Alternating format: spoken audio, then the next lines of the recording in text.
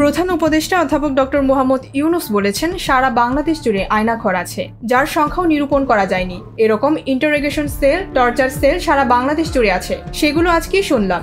বুধবার দেশি বিদেশি গণমাধ্যম কর্মী ও ভুক্তভোগীদের নিয়ে আয়নাঘর পরিদর্শন শেষে কথা বলেন তিনি। এর আগে বৃহস্পতিবার উপদেষ্টা পরিষদের বৈঠকে প্রধান উপদেষ্টা আয়নাঘর পরিদর্শনের সিদ্ধান্ত গৃহীত হয়। জানা গেছে, ইতিমধ্যে প্রতিরক্ষা গোয়েন্দা মহাপরিদপ্তরের যৌথ জিজ্ঞাসাবাদ সেল এবং রেপ 2 এর সিবিসি 3 এর ভেতরের সেলগুলো পরিদর্শন করেছেন। এ বিষয়ে ডক্টর মোহাম্মদ ইউনুস বলেছেন, আমার ধারণা ছিল এখানে আয়নাঘর বলতে যে কয়টা আছে তাই, কিন্তু এখন শুনলাম আয়নাঘরের ভার্সন সারা দেশ জুড়ে আছে। কেউ বলছে 700, কেউ বলছে 800।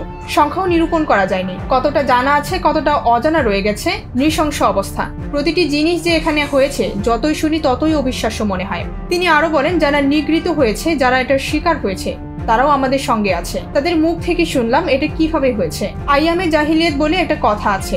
গত সরকার সর্বক্ষেত্রে আইয়ামে জাহিলিয়াতকে প্রতিষ্ঠিত করে গেছে। এটা তার একটি নমুনা।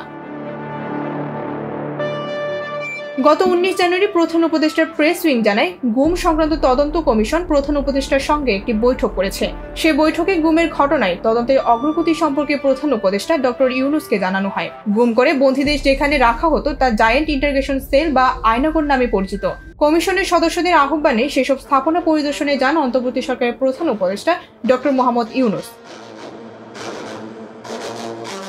ডেস্ক রিপোর্ট, ভোরের পাতা।